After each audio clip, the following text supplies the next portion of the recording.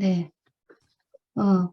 위기에서 놀라운 승리로 라는 제목의 말씀을 나누려고 합니다. 위기, 이 위기라는 단어는 우리가 가까이 하고 싶지 않은 단어 중에 하나지요. 그렇지만 위기라는 단어를 요즘 너무 자주 접하게 되는 것 같아요. 믿는 사람이든 믿지 않는 사람이든 우리는 한평생 살면서 이런저런 위기 상황을 만나게 되고 또 여러분 중에는 어려운 위기 가운데 처한 분도 계시는 줄 압니다. 코로나로 인한 건강상의 위기는 온 세상 사람들이 공통적으로 겪고 있는 위기 중에 하나일 겁니다. 누구도 부인할 수 없는 사실이죠.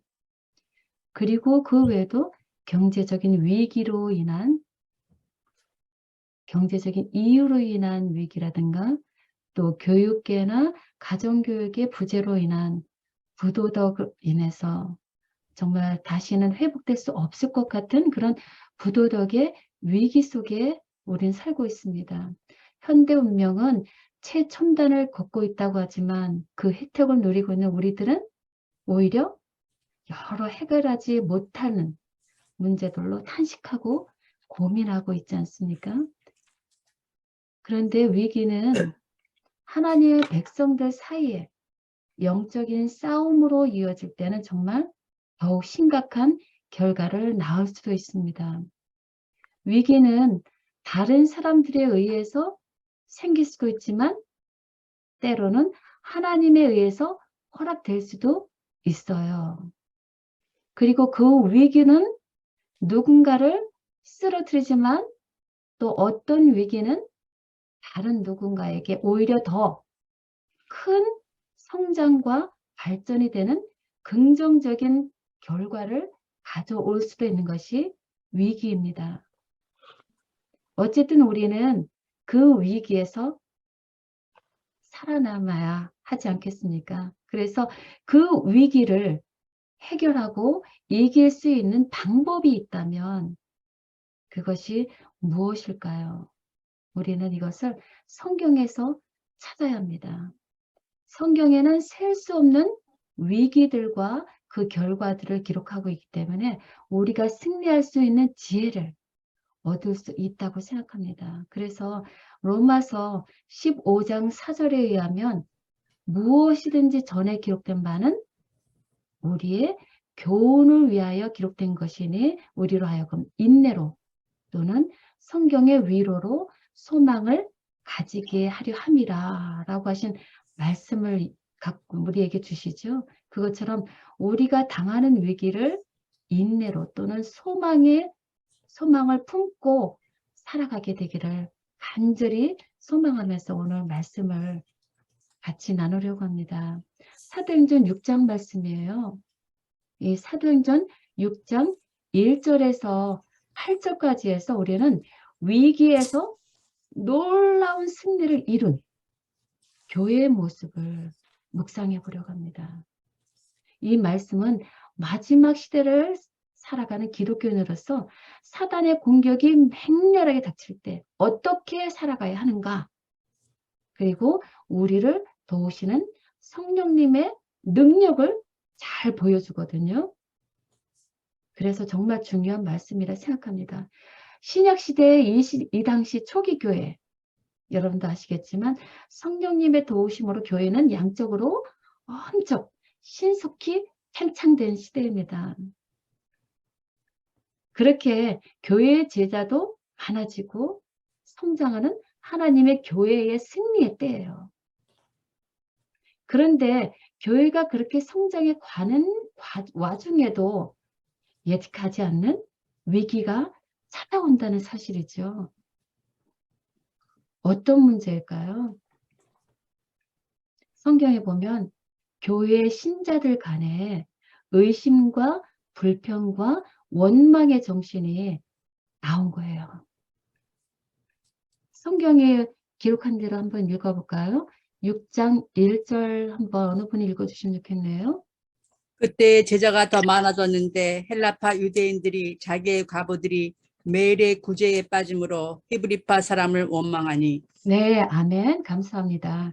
우리들이 아는 바대로 우리들은 지금 인간들이 겪고 있는 원치 않는 어떤 문제를 찾아야 하거든요. 어떤 부정적인 단어가 여기 지금 기록이 되어 있나요? 원망이라는 단어가 보이시죠? 상대를 원망하고 있습니다. 불평과 원망의 정신으로 하나님의 교회가 분열될 수 있는 처지에 놓인 것이에요. 이것은 우리들의 문제죠. 잘 자라가던 교회에 왜 이런 일이 일어난 걸까요? 헬라파 유대인들이 히브리파 사람들보다 불공평한 차별 대우를 받고 있다는 생각에 불평의 정신이 일어난 것입니다. 그래서 오랫동안 서로 간의 불신과 적의를 품어왔던 그 정신이 하나님의 사랑으로 하나가 되었었지만 지금 다시 그 이전의 모습으로 돌이켜 복음이 널리 보급되는 것을 막으려고 하는 사단의 계획대로 사단이 교회 신자들 사이에 원망을, 불평을 일으킨 것입니다. 언제든 사단은 교회를 쓰러뜨리기 위한 목적으로 이를 몰아가잖아요. 그래서 지금 교회가 힘들어진 상태입니다. 자신의 유익을 따지는 이기적인 죄악에 빠져있는 상태가 지금 바로 이 사도행전 6장에 보이는 교회의 상태입니다. 무질서와 혼란과 불화 이런 것은 절대 하나님의 교회에 있어서는 안 되는 일이잖아요. 그러나 불공평으로 말미암아 교인들 간의 연합이 깨어지려고 하는 이때 이것은 정말 놀라운 정말 무서운 교회의 위기가 되는 것이죠. 이런 위기가 하나님의 교회에 일어나는 사실 자체가 정말 안타까운 일이죠. 근데 저는 사단이 뿌린 이 독소, 죄라는 것이 얼마나 교묘한 것인가를 깨달은 것이 있는데요. 제가 얼마 전에 포이즌 아이비에 걸린 적이 있었거든요. 한국에 오치라는 것이 있잖아요. 옷나무. 오치라는 것과 비슷한 것인데 아무리 장갑을 끼고 조심을 했는데도 제 팔에 포이즌 아이비가 닿았거든요. 그래서 얼마나 가려움증으로 고생을 했는지 그때 깨달았어요. 야, 이것이 정말 죄라는 것이구나. 멀쩡한 나무를 담고 올라가서 그 나무를 죽이고 결국은 그 독이 닿는 모든 것을 오염시키고 고통 가운데 결국 사망으로 멸망으로 내모는 것이 바로 사단이 뿌린 죄라는 것이구나 하는 것을 깊이 이 포이즌 아이비를 통해서 깨달을 수 있었는데요. 그런데 이 불평과 원망이 포이즌 아이비와 같은 사단의 무서운 독수라는 사실이에요. 이걸 한번 볼까요? 광야 생활에서 이스라엘 백성들이 제일 많이 범한 죄가 있다면 무엇일까요? 불평. 그렇죠. 불평과 원망. 불만과 원망의 정신이에요. 죄예요. 사단은 불평과 불신을 일으켜서 하나님께서 그들에게 주시려고 하는 복을 그들로부터 빼앗아고자 아주 혈안이 되었죠. 그래서 하나님께서 함께 하시고 인도하심을 놀라운 이적들을 통해서 이미 눈으로 확인하고 수차례 보았지만 그들은 가나안으로 가는 광야 여정길에서 하나님을 향해서 모세를 향해서 끊임없이 불평하고 불만, 원망 그 정신으로 계속 지속했습니다. 이것은 정말 부끄러운 우리 인간들의 본성을 나타내 주는 것이죠. 그 중에 대표적인 것이 있다면 고라라고 하는 사람의 반역의 이야기를 우리는 잘 알고 있습니다. 그 고라라는 사람이 레위 지파들을 모아서 당을 지어서 원망 불평한 이야기를 우리는 압니다. 결국 하나님이 어떻게 하셨어요? 그들을 땅을 갈라지게 하시고 그와 그 무리들을 삼켜버리게 하는, 멸망당케 하는 일이 기록되어진 것을 우리는 압니다. 그 다음에 욥을 통해서 한번 확인해 볼까요? 사단이 의인 욥에게 온갖 재앙을 다 퍼부은 이유가 무엇인가요?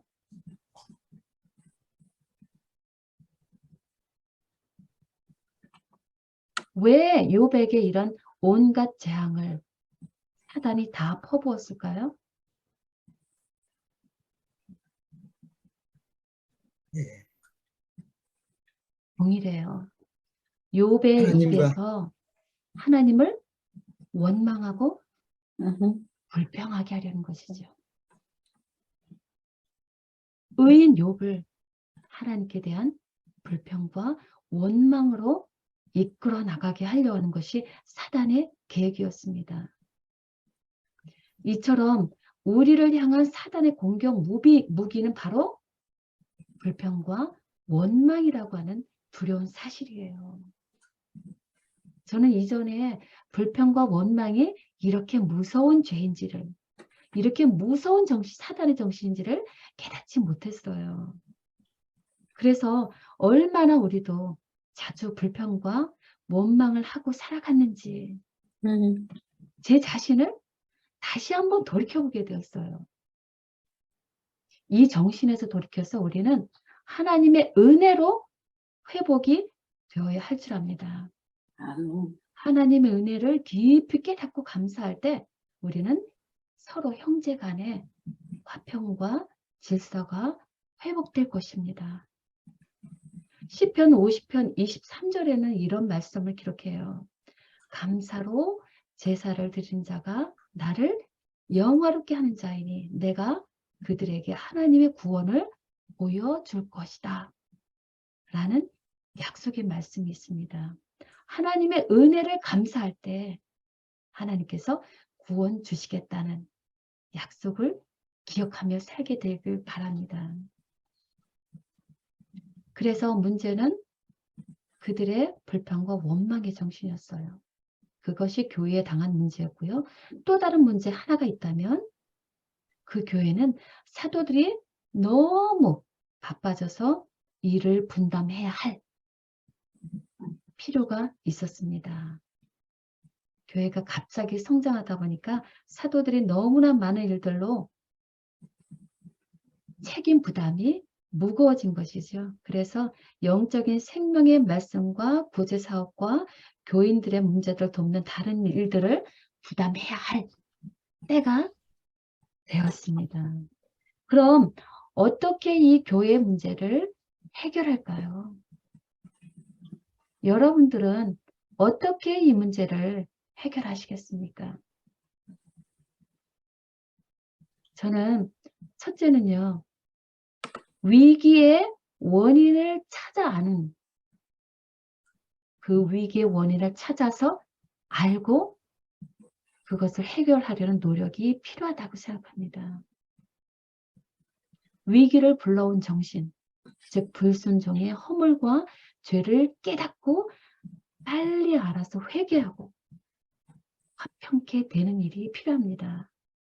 당시 교회 위기는 신자 간의 불공평한 처사와 그에 맞선 원망의 정신으로 말미암아 비롯된 이기심의 표출인 것입니다. 사단의 공격에 흔들린 것이지요. 주님이신 하나님을 바라보는 것을 등한히 한 결과 위기가 온 것임을 알고 그 위태한 순간에 신속히 깨어서 기도하고 용감하게 싸운다면 원수를 쫓아서 승리할 수 있겠지요. 만약 신속히 대처하기를 지체한다면 그 교회는 실패와 분열이 있을 수 있습니다. 그런데 사실은 교회의 신자라고 해도 여전히 주님의 은혜가 필요한 죄인임을 알려주는 것이 교회에서 일어난 문제라는 사실입니다. 불공평하게 대처한 자들이나 불공평하게 대우한 자들이나 또 그를 향해서 불평하고 원망한 자나 사실은 다 주님 앞에 다 동일한 죄인이라는 사실입니다. 교회를 다녀도 계속적으로 주님으로부터 말씀과 주님의 능력이 계속적으로 공급받으면서 자라나야 하는 죄인이라는 사실이죠. 온 교회는 너는 내 형제를 마음으로 미워 말며 원수를 갚지 말며 동포를 원망하지 말며 이웃사랑이를 내 몸과 같이 하라 라고 하는 명령이 모세를 통해서 이미 주어져 있습니다. 또한 서로 대접하기를 원망 없이 하고 봉사하라. 모든 일을 원망과 시비가 없이 하라 라고 하는 명령이 교회에 주어졌거든요. 그 명령대로 하나님과 이웃 사랑을 놓치고 있었음을 교회들이 깨닫고 하나님 안으로 돌아오는 것이 중요합니다. 그럼에도 여전히 자신의 유익을 구하는 것은 말씀대로 따르지 않았음을 뜻하는 것이죠. 그러나 이렇게 위기는 축복의 기회가 될 수 있도록 하나님은 자주 사람들을 위기에 처하게 하신다는 사실입니다. 그래서 그들의 약점을 보여주시고 그들에게 능력의 근원이신 분을 가르쳐 주시는 하나님의 은혜를 우리는 이 시간 보아야 합니다. 만약에 교회 초창기에 이들의 사단의 정신을 깨닫지 못했다면 교회는 발전이 있을 수 있을까요? 교인 간에 혹은 가족 간에 친구 간에 문제가 생겼다면 서로가 부족한 자임을 인정하고 서로 용서하고 하나님의 은혜를 구할 때 하나님이 함께 해주실 줄 믿습니다. 그럴 때 사단은 실패하여 떠나는 것이죠. 그래서 바라기는 마주쳐야 할 위기라면 그로 말미암아서 나의 약점을 알 수 있는, 올바로 알 수 있는 기회가 돼서 더욱 주께로 나아가는 유익한 기회가 되기를 바랍니다. 그리고 두 번째는요, 그리스도께 복종하는 것입니다. 위기의 원인을 알았다면 이제는 그리스도께 복종해야 합니다. 죄에 찌든 이기심 대신에 사랑의 새 마음은 오직 예수님께서만이 주실 수 있는 것이죠. 어떤 해결책도 예수님께 복종함 없이 스스로 온전한 문제 해결을 가져올 수는 없습니다. 그러면 교회는 그리스도께 복종하여야 합니다. 사도들은 그들이 그리스도의 결속으로 연합해서 세상 앞에 그들이 하나님 안에 하나가 되었음을 나타내지 않고서는요, 그들의 중대한 사명을 성취할 수 없습니다. 제각각 불평의 정신으로 하나님의 말씀을 가지고 나갔을 때 하나님은 인정하지 않으시고요, 하나님의 능력이 나타날 수 없습니다. 그래서 사도 바울은 말하죠. 너희 안에 그리스도 예수의 마음을 품으라. 명령입니다. 그리고 그 말은 실질적으로 그리스도인이 어떻게 살아야 함을 알려주죠. 마음을 같이 해서 한 마음과 한 뜻으로 한 마음을 품어서 우리가 오직 겸손한 마음으로 나아갈 때, 나보다 다른 사람들을 더 높게 여기고 나아갈 때, 그때서 하나님께서는 각각 자기 일을 돌볼 뿐 아니라 각각 다른 사람들의 일을 돌보는 그것이 바로 그리스도의 복음에 합당한 정신이다. 그리스도의 합당한 생활이다. 라고 사도 바울은 기록하고 있습니다. 한 뜻으로 복음의 신앙을 위해서 협력하고 무슨 일이든지 대적하는 자 때문에 두려워하지 아니하는 그런 삶을 살기 위해서 우리 그리스도인은 서로 신자 간에 하나가 되어야 합니다. 그래서 예수님께서는 그런 기도를 하셨잖아요. 내게 주신 아버지의 이름으로 저희를 보존하사 우리와 같이 저희도 하나가 되게 하옵소서. 이것이 예수님께서 우리를 위해서 이 세상에 주신 마지막 기도죠. 저희로 온전함을 이루어 하나가 되어 세상으로 아버지께서 나를 그리스도 정신으로 보내신 것을 저들로 믿게 하옵소서 라는 간구의 기도를 눈물로 하셨습니다. 그들의 영적인 생애와 능력은 그들에게 복음을 전파하도록 사명을 주신 분 예수 그리스도와 긴밀한 관계를 유지하는 데 달려있는 것이죠. 그래서 우리에게도 이와 같은 경험이 있지 않았는지를 다시 한번 돌이켜봐야 합니다. 초기 교인들과 같이 우리는 다른 형제들로부터 불공평한 대우로 말미암아서 불평과 원망으로 가슴이 부글부글 끓어오른 적 있지 않으신지요? 그럴 때 우리는 예수님께 나아가서 그대로 내맡기고 의지하고 이끄신 대로 복종하는 것. 이것이 우리의 모든 문제의 근본적인 해결책이라는 것입니다. 오직 예수님 안에 거하는 삶, 그것이 우리의 승리의 길인 것이지요. 그럴 때 포도나무이신 예수님으로 말미암아 가지인 우리가 다른 형제들과 함께 한 근원에서 나오는 양분을 받아 먹으며 함께 자라나는 하나님 안에 형제 자매로 자라서 결국 우리는 풍성한 열매를 맺게 되는 것 아닙니까?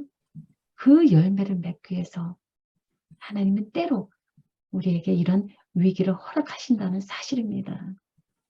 그리고 세 번째로 우리는 성령의 지시에 따라서 교회가 함께 해결해 나가야 합니다. 하나님께서 교회의 위기를 위해서 주신 방법이 무엇일까요? 여기 사도행전 말씀 보면 교회 일을 다른 사람들이 함께 참여하도록 분담하는 것입니다. 분담이요. 하나님은 교회가 화평의 일과 서로 덕을 세우는 일을 힘쓰며 나아갈 때 기뻐하십니다. 왜냐하면 하나님은 어지러움이 하나님이 아니시고요. 화평의 하나님이시기 때문에요. 하나님은 인간들의 이기적이고 불공평한 처사로 말미암은 교회의 무질서와 분열을 슬퍼하시죠. 혼돈과 혼란을 원하지 않으시죠. 하나님은 질서와 화평의 교회를 원하십니다. 그러므로 사도들이 모든 신자들을 불러서 그 해결책을 제시하죠. 그것은 바로 우리 사도행전 6장 3절에 있는 말씀입니다. 어느 분 한번 읽어주시겠어요? 6장 3절입니다. 형제들아 너희 가운데에서 성령과 지혜가 충만하여 칭찬 듣는 사람 7을 택하라. 우리가 이 일을 저희에게 맡기고. 네, 아멘. 네, 이것이 바로 교회가 어려움에 처했을 때 성령을 통해서 사도들에게 주신 위기의 해결책입니다. 바로 교회 일을 분담하라는 것이죠. 이제까지 사도들이 해왔던 구제 사업을 7 사람을 뽑아서 그들에게 맡겨 교회를 분담하게 하려는 하나님의 계획입니다. 그래서 각 신자는 교회를 구성하고 있는 각 신자들은 자신의 본분을 잘 인식하고 그것에 충성할 때 교회의 발전이 있는 것이죠. 생각해 보면 좋겠어요. 예수님께서 12 사도들을 부르시고 교육하시고 그들을 보내신 최고의 목적은 무엇인가요? 주 임무는 무엇인가요? 바로 말씀 전파죠. 복음 전파입니다. 하나님 말씀을 세상에 전하는 것입니다. 교회 지도자로서 다른 잡무들 많죠. 구제 사업이나 여러 가지 중요한 것들 많지만 사도들에게 주어진 말씀 전파를 소홀히 하면 안 되는 것입니다. 그래서 사도들이 말하죠. 우리는 오로지 기도하는 일과 말씀 사역에 힘쓰리라 라고 회중에게 선언했습니다. 그러므로 이제 초대교회의 문제가 어떻게 변화되고 회복되었는지를 우리 한번 볼까요? 사도행전 6장 7절과 8절입니다. 여러분 읽어주시면 좋겠네요.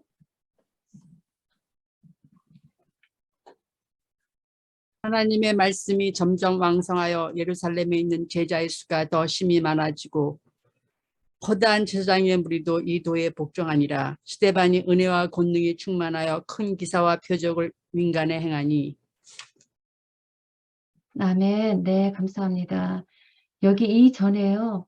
사도들이 말한 대로 온 무리가 하나님의 말씀을 믿음으로 순종한 모습이 보입니다. 바로 그것이 사도행전 6장 5절에 있는 말씀입니다. 온 무리가 이 말을 기뻐하여 믿음과 성령이 충만한 사람 스데반과 빌립과 그리고 다른 사람 5명을 택하여 사도들 앞에 세우니 사도들이 기도하고 그들에게 안수하였다라고 하는 하나님의 명령에 대한 믿음과 순종의 모습을 여기서 기록하고 있습니다.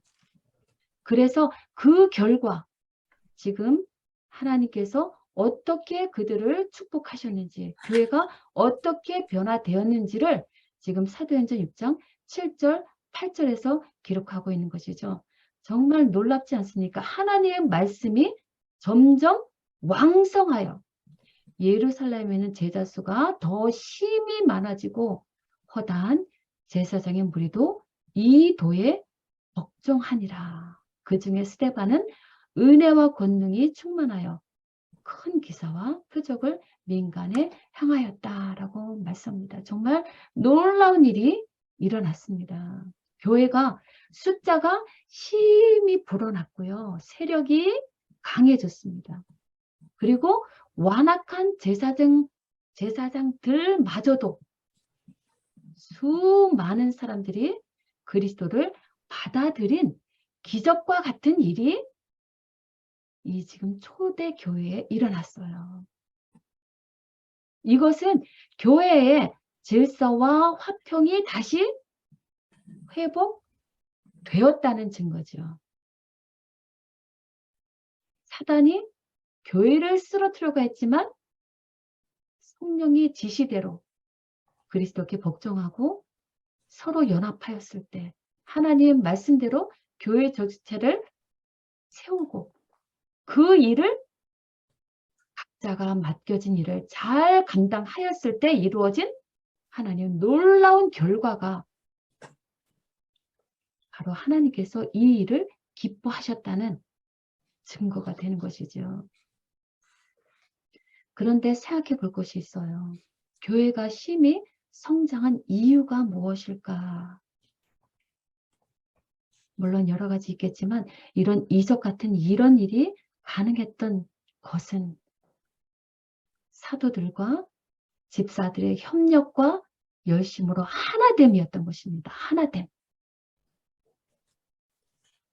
이 하나됨이 그들이 연합하여 수고함에 인간들의 노력에 하나님의 축복이 임했을 때 이런 놀라운 기적과 같은 일이 일어난 것입니다. 그래서 지금 사람들이 선택한 7집사들, 7집사들은 교회 재정, 교회 경영, 그리고 구제 사업 이것에 열심히 했지만 그러나 그것에만 제한된 것이 아니라 이 7집사들은 하나님의 말씀을 연구하고 말씀 전파에도 제한이 없었다는 것입니다. 그들도 사도들과 같은 열심으로 하나님 말씀을 나누었다는 것입니다. 그러므로 그 결과 하나님 말씀이 점점 왕성하여졌고 말씀이 세상에 널리 퍼졌다는 것입니다. 연합하여서 말씀을 들고 세상에 나간 것. 이것이 교회의 성장의 비결인 것입니다. 그들이 연합된 수고를 가지고 나갈 때 하나님의 사자들이 그들보다 먼저 앞서 나가서 그들을 위해서 말씀이 전파될 준비를 사람들이 진리를 받아들이도록 미리 준비를 하기 때문에 많은 사람들이 그리스도를 받아들이고 진리를 받아들이는 결과가 오는 것이죠. 그 중에 특별히 우리가 주목해야 될 인물이죠. 교회 성장의 중요한 일을 담당한 7집사들 중에 특별히 스데반과 빌립이라는 인물이 있죠. 스데반은 어떤 사람인가? 지금 8절에 보니까 스데반은 은혜와 권능이 충만하여 큰 기사와 표적을 민간에 행하였다.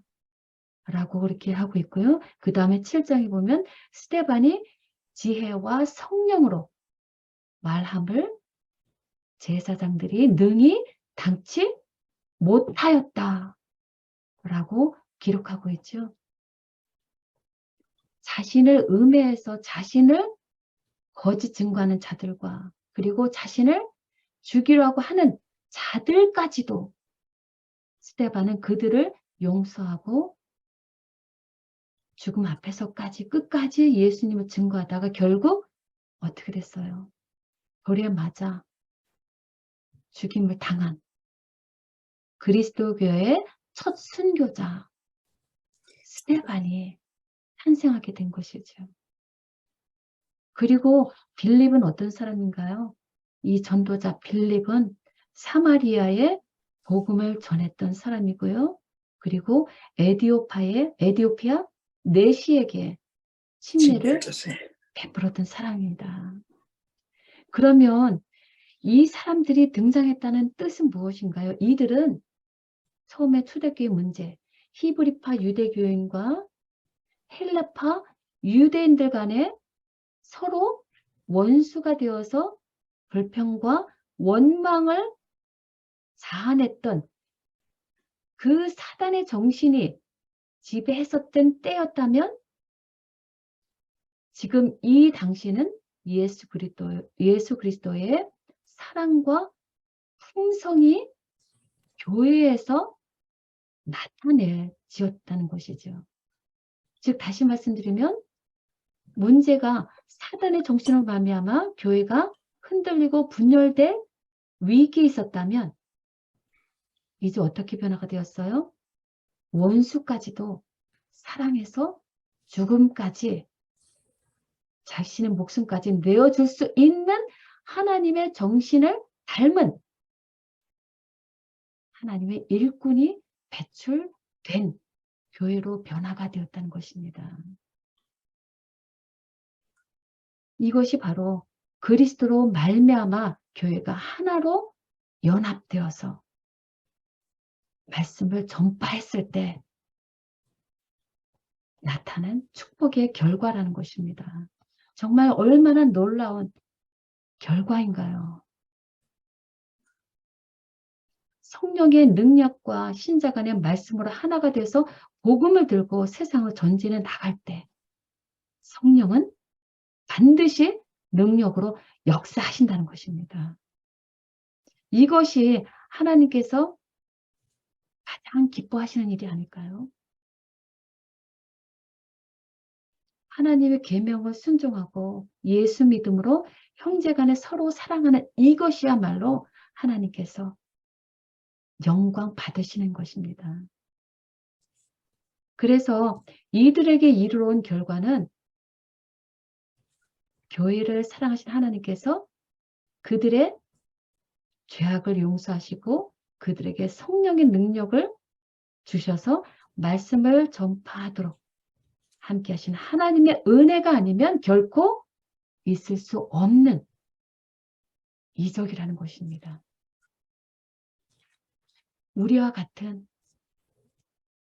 저와 여러분들과 같은 완전하지 않은 신자들에게라도 하나님께서 역사하시면 이런 놀라운 스데반과 빌립 같은 사람이 등장하고요. 그리고 사도들과 집사들과 온 신자들로 말미암아 교회가 폭발하는, 세계가 뒤집어지는 그런 일이 일어난다는 것입니다. 그러므로 온 무리가 얼마나 이 일로 말미암아서 기뻐했는지를 우리는 이 시간 상상할 수 있는 것이죠. 그래서 우리 생각해 볼 것 또 한 가지는 왜 교회를 조직화하는가? 그 이유는 교회의 목적을 달성하기 위함이죠. 그렇다면 교회의 목적은 무엇일까요? 하나님께서 교회를 세우신 목적이 무엇일까요?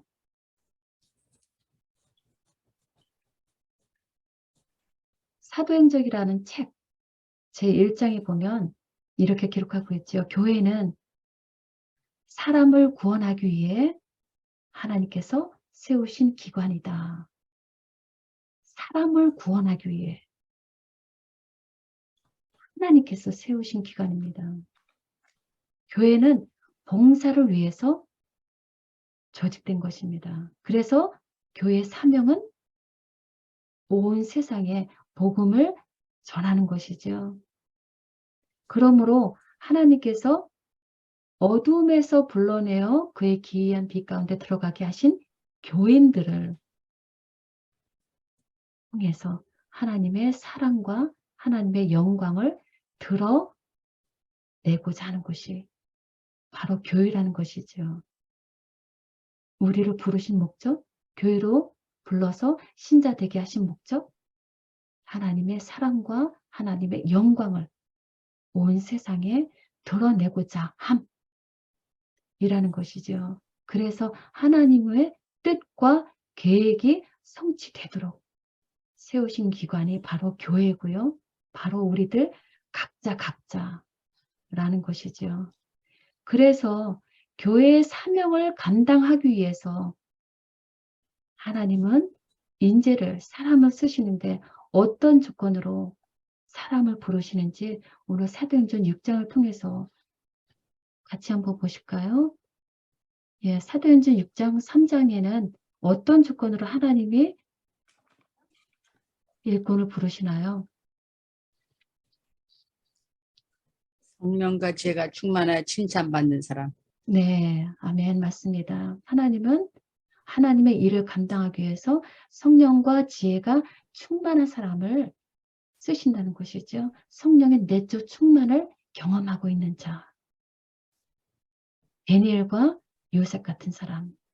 그런 사람을 하나님께서 들어서 택해서 쓰신다는 것이죠. 세상적인 학식이나 명예나 지위나 지식이 아니라는 말이죠. 하나님의 뜻을 감당할 하나님의 마음을 가진 자, 성령과 하나님의 지혜를 가진 자를 하나님께서 쓰신다고 하셨고요. 두 번째는 사람들에게 칭찬받는 자를 하나님께서 지금 쓰신다라고 말씀하십니다. 다른 사람들로부터 평판이 좋은 자, 정직한 자, 사람들이 신뢰할 수 있는 자, 그런 자들을 하나님께서 쓰실 때 하나님의 이름에 영광을 돌릴 수 있다는 것이죠. 성령과 지혜가 충만하고 칭찬받는 사람, 하나님 지금도 이런 사람들을 찾고 부르고 계십니다. 그런데 이런 하나님께서 성령과 지혜가 충만하고 칭찬받는 자를 부르실 때 저는 준비되었는가요? 준비되지 못했음을 너무나 잘 알고 있거든요. 그러나 하나님께서는 우리로 실망하길 원치 않으시죠. 우리는 각자 있는 곳에서 우리 최선을 다해서 하나님의 뜻에 맞도록 충성하고자 우리의 뜻과 의지를 그대로 내맡길 때 우리 스스로는 할 수 없지만 하나님께서 역사하셔서 우리를 하나님의 지혜와 성령을 주시고 우리를 바꾸신 것이죠. 그래서 사람들에게도 칭찬받게 하시고 바꾸어서 하나님의 일을 하기에 합당한 자로 바꾸어 주심을 우리는 믿을 때 우리에게는 희망이, 소망이 있는 것입니다. 그래서 우리들도 성령과 지혜를 충만히 부어주셔서 하나님의 일꾼으로 써주실 것이라는 믿음을 가지고 나아가야 되겠고요. 또 그것을 위해서 우리는 계속적으로 기도해야 될 줄 압니다. 그래서 성령의 지시대로 순종한 교회에 이렇게 하나님의 축복이, 놀라운 축복이 임했습니다. 사랑하는 여러분, 사단은 처음부터 교회를 무너뜨리려고 했고요. 진리와 의의 사업을 대적해서 계속적으로 전쟁을 걸어왔습니다. 앞으로도 마지막 남은 시간에 모든 가능한 수단을 통해서 복음 전파를 막으려고 교회를 흔들 것입니다. 큰 흔들림이 있을 것입니다. 이제까지도 큰 흔들림이 계속되어 왔지만 앞으로 오는 큰 흔들림은 계속 되어질 것이라 라고 말씀드려지고 있습니다. 그러나 그 흔들림을 우리가 당하기에는 우리 스스로는 너무나 연약한 존재들입니다. 그러나 우리 곁에는 우리의 대장님 누가 계시죠? 능하신 우리 대장 예수님께서 우리와 함께 계심을 믿을 때 모든 일이 가능하게 되는 것이죠. 세상에서 하나님이 보시는 가장 귀한 대상이 누구일까요? 네, 장로님 말씀하셨는데요. 세상에서 하나님이 보시는 가장 귀한 대상은 가장 귀한 대상은 바로 하나님의 교회를 이루는 지체들, 교회, 우리 각자 지체들입니다. 우리 각자를 아시고요. 우리 연약함과 부족함을 아십니다. 그럼에도 우리를 끝까지 인도하시고 우리를 주님 안에서 하나가 되게 하실 때 사단은 우리를 결코 이길 수 없습니다. 우리의 힘이 아니라 내 안에 계신 예수님으로 말미암아서 우리는 승리할 수 있다는 것이죠. 그래서 우리가 연합을 계속적으로 유지해 나갈 때 우리는 달같이 아름답고 해같이 맑고 기치를 버린 군대같이 어미 있게 나아갈 것입니다. 약속입니다. 그 어떤 것도 하나님의 교회의 발전을 막을 수 없습니다. 교회는 승리를 계속 더해갈 것이고요. 전진해서 세상에 복음을 선포하는 거룩한 사명을 영광스럽게 성취할 것입니다. 하나님의 약속이에요. 우리를 통해서요. 그러므로 우리는 더욱 주께 굴복해서 자신을 주께 드려야 되겠습니다. 그리고 성령의 음성에 귀 기울여서 하나님의 은혜의 복된 기별을 세상에 전파하는 일에 계속적으로 연합해야 합니다. 그렇게 하나님의 말씀을 가지고 세상을 향해 연합해 나갈 때 우리가 사는 것이고요. 불쌍한 영혼들이 살 수 있는 것입니다. 이것이 선악간의 대쟁투에서 살아남는 자, 살아남는 교회가 되는 길이죠. 하나님은 위기에서 앞으로도 우리를 구원해 주실 것이고요. 예수 그리스도로 말미암아 우리에게 승리를 주실 것임을 믿으시는 줄 압니다. 아멘. 아멘. 할렐루야. 할렐루야. 예. 우리 스스로 서 있는 것이 아니고요. 우리 스스로의 전쟁이 아닌 것이지요. 하나님과 사단의 전투 사이에서 하나님의 백성된 신자로서 우리가 서 있기 때문입니다. 아무쪼록 구원의 소망을 하나님께 두고 용기와 담대함으로 전진해 나갈 때 성령의 능력이 우리와 함께 하심으로 승리를 주실 것을 감사하면서 오늘 말씀 여기서 마치도록 하겠습니다. 아멘. 할렐루야. 아멘. 네.